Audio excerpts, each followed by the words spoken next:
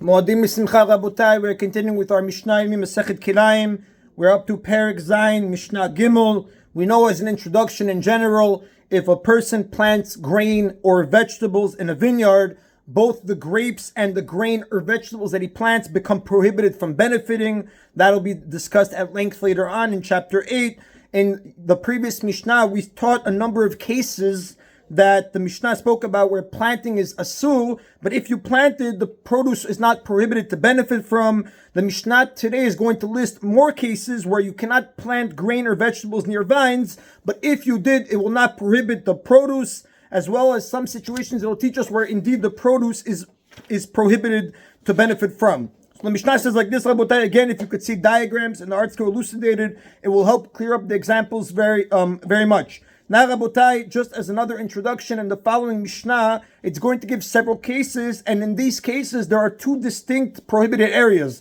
One area where planting is asur, and the produce is mutar, for benefit, and another additional area. Basically, you have like this. One area where planting is asur and the produce is asur for benefit, and another additional area where planting is also asur, but the produce is not asur to benefit from. Now, the Mishnah says like this. The following situations, the following four cases, forbids planting seeds or other species there near the vineyard, but it does not prohibit the produce that grows there. So the Mishnah says, Motar Chorban HaKerem, the additional area in the destroyed section of the vineyard. What does this mean, Rabotai?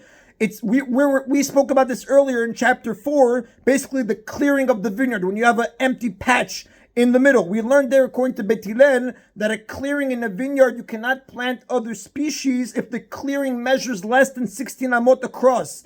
Our Mishnah is teaching us that although planting in such an area in this clearing is asur, it will not result in the produce becoming asur to benefit from. Only if you plant within the 4 amot of the surrounding vines, the work area, as we said, that will cause the produce to become asur to benefit from. However, if you plant in this additional area, the other leftover amot of the clearing, that the part of the area that's already past the 4 amot from the surrounding vines, that will not cause the produce to become asur. And just for an example, Rabotai, if let's say the clearing in the middle, the empty spot in the middle of the vineyard is 15 amot, so now we know you can't plant anything, and other seeds were planted in the middle 7 amot of the clearing, he did it asur, it was asur what he did, but the produce does not become prohibited. Why? Since the produce are outside of the 4 amma work area of the surrounding vineyard, we're not going to be oseret b'diavad. Right? Because you had a 15 amot separation and you planted seeds in the middle 7 amot and you left the 4 of the work area untouched. The Mishnah continues, Motar Mechol HaKerem, the additional area in the perimeter, the outer edge of the vineyard, which we explained earlier in chapter 4, Mishnah 1, that a person cannot plant other species inside the perimeter of the vineyard, which means the space between the edge of a vineyard and the surrounding wall, if that space is less than 12 amot wide. The Mishnah is teaching us now that in this case as well, only planting within the 4 amot of the vineyard, which we call again the vineyard's work area, that will cause the produce to become asur. But if you plant in the additional remaining space, which we call additional area, that is beyond the 4 amot point of the vineyard, you didn't do the right thing, you did a isur, but it does not cause the produce to become prohibited. And again, Rabotai, if you look at the diagram, they give an example. If the space between the edge of the vineyard and the surrounding wall was 11 amot, and other seeds were planted in the 7 amot closest to the wall, since the seeds were planted beyond the 4 amma work area of the vineyard, the produce will not become asur. And the Mishnah continues, Motar Piskei Aris, the additional area in the gaps of an aris. Again, Rabotai, we spoke about this earlier. An aris is a group of at least 5 vines that are trained, meaning you directed it to grow on a wall or a similar situation. Even if there is only 1 row of vines, it's still considered a vineyard, and seeds of other species cannot be planted within 4 amot of those vines. We spoke about this earlier in chapter 6. Specifically in chapter 6, Mishnah 6, we discussed the case of an aris that has 11 vines and the middle vine was removed. That creates a gap in the vines, 5 vines on each side of the gap, with each group of 5 vines being an aris in its own right.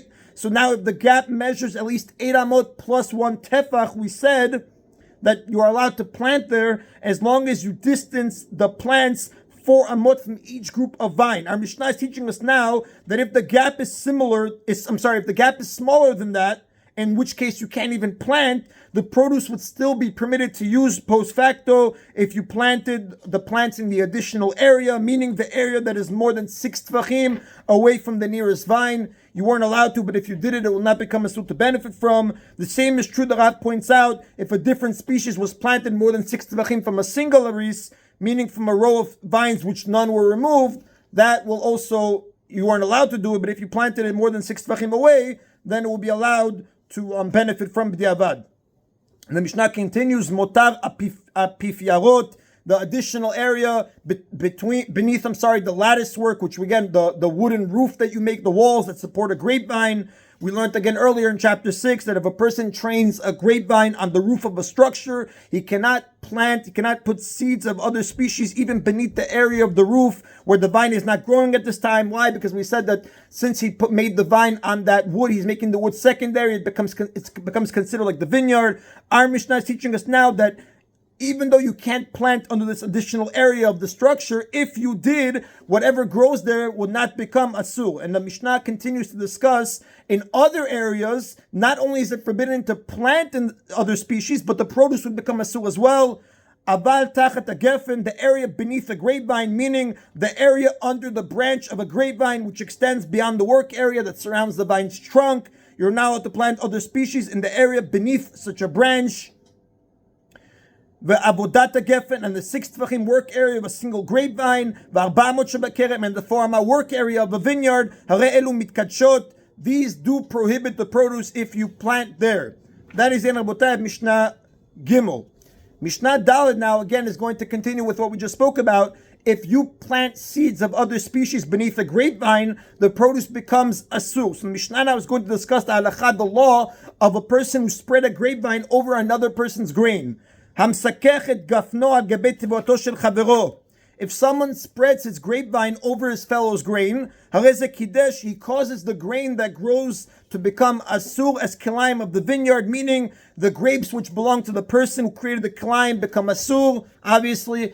But not only that, his friend's grain now becomes asur as well. The Mishnah does say that the person who spread the vine is responsible to pay for the grain, since he was the one that caused the loss to his friend. Rabbi Yossi and Rabbi Shimon omrim, but Rabbi Yossi and Rabbi Shimon disagree with the Tana Kama. They say, Ein adam mikadesh dvar she'eno shelo. A person cannot cause that which is not his to become asur. And since the grain does not belong to the person who spread the grapevine, it does not become asur as Kilayim of the vineyard. And Mavashim point out that the Torah does say you shall not sow your vineyard Kilayim. The term your, according to Rabbi Shimon and Rabbi Yossi, excludes someone else's vineyard.